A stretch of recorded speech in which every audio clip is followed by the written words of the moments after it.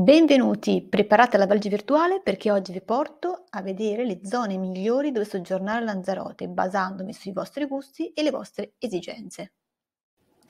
Partiamo con un'informazione pratica: come raggiungere Lanzarote. Ad oggi, nel momento in cui sto registrando questo video, si può raggiungere Lanzarote da Bologna, Bergamo, Torino, Napoli, Roma Fiumicino e Treviso. Bene, questa è la mappa che ho creato su Google Maps, potete tranquillamente aprirla sul vostro televisore, PC per vederla meglio e il link lo trovate sotto il video di YouTube o nel blog nella pagina dedicata a Lanzarote. Partiamo dall'inizio. Aeroporto, atterrerete qui, c'è un unico aeroporto a Lanzarote, per cui non potete sbagliarvi, è tra Arrecife, che è la capitale dell'isola, e Puerto del Carmen, nota popolare località turistica di Lanzarote. Solitamente io alloggio a Puerto del Carmen e poi vado a sud qualche giorno a Playa Blanca. Questa località è indicata per chi cerca il classico soggiorno mare, perché le spiagge sono più praticabili rispetto a qualsiasi altra località turistica di Lanzarote. Salendo si va ad Arrecife, la capitale dell'isola. Qui c'è una spiaggia che si chiama Playa del Reducto, abbastanza famosa, oppure Costa Teguise, che è un'altra nota località balneare di Lanzarote. Io l'ho visitata praticamente in inverno e l'ho trovata molto ventosa e freddina, però non posso dire poi in primavera e in estate come sia. Segnalo per gli amanti del surf Caleta de Famara, che è proprio il posto ideale per andare a fare surf a Lanzarote.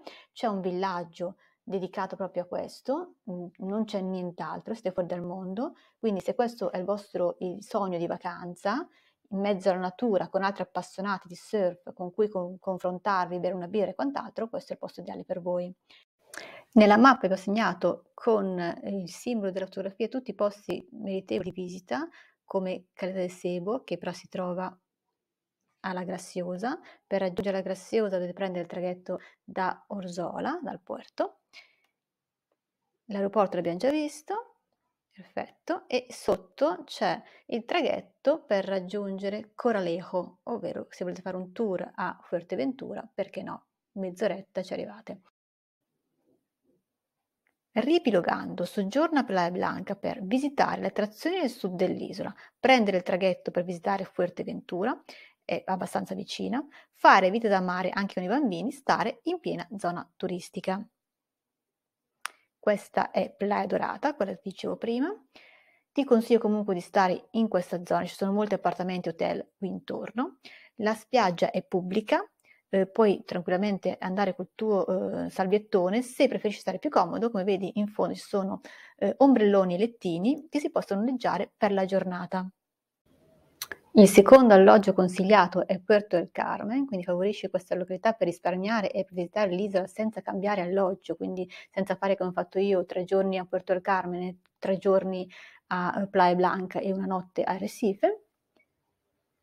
Ricapitolando, soggiorna a Puerto del Carmen come base d'appoggio per vacanze itineranti, per muoverti agilmente con i mezzi pubblici, quindi se non vuoi noleggiare l'auto.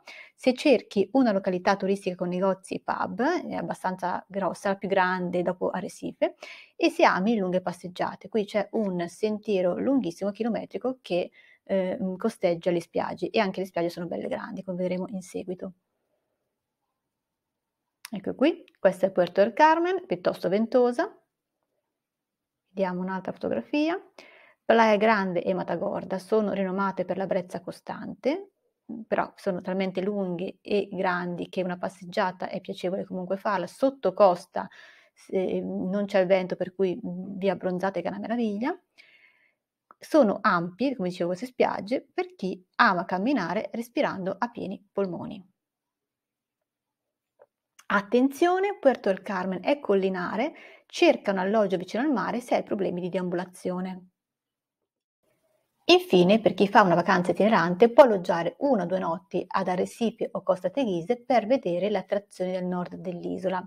Non solo, anche per muoverti agilmente con i mezzi pubblici, la capitale chiaramente è ben servita, e per trovare alloggi più economici rispetto a quelli proposti al sud dell'isola, che al momento rimane quella un po' più cara, poi dipende anche dalla stagione chiaramente.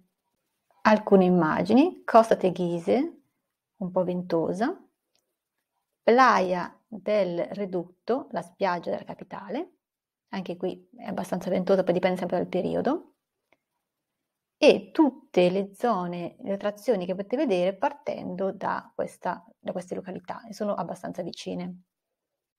Lanzarote è perfetta per fare una vacanza itinerante, soprattutto se state più di 3-5 notti, e potete cambiare località proprio anche per mettere un attimo di vivacità, perché altrimenti secondo me rischiate di annoiarvi. Non tanto per Tor Carmen, quanto è abbastanza ricca, quindi non vi annoierete, però magari se state in località minori, piccoline, può essere che magari vi aspettate di fare tutta la settimana al mare, cosa che secondo me raramente succede perché il clima è molto mutevole. Se volete fare una vacanza al mare in inverno, favorite Gran Canaria e Tenerife nelle località che vi ho indicato in altri video.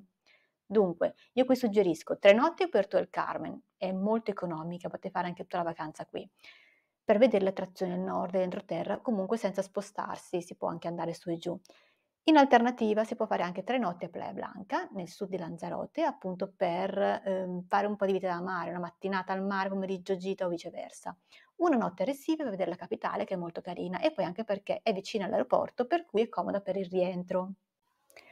Lanzarote si raggiunge in 3 ore e mezza al massimo di volo dall'Italia. Non scegliere Lanzarote se odio non sopporti il vento, non è una costante ma comunque ci sarà, quindi è bene essere preparati. Se cerchi una frequente vita notturna, lascia stare Lanzarote e dimenticala proprio, vai a Ibiza. Se cerchi un posto caldissimo dove fare la vacanza classica mare d'inverno, d'estate può anche essere, ma d'inverno no, non è l'isola più calda delle Canarie, c'è da dire che raramente le temperature scendono sotto i 15 gradi. Quindi va benissimo per una pausa primaverile in cui ci si può abbronzare con facilità.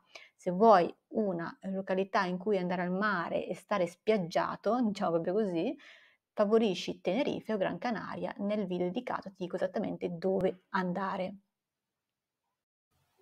Lanzarote è la destinazione ideale per chi ama stare a contatto con la natura. Quindi sì, se sei un surfer, se sei un ciclista, escursionista, amante del trekking, passeggiate, qui devi muoverti.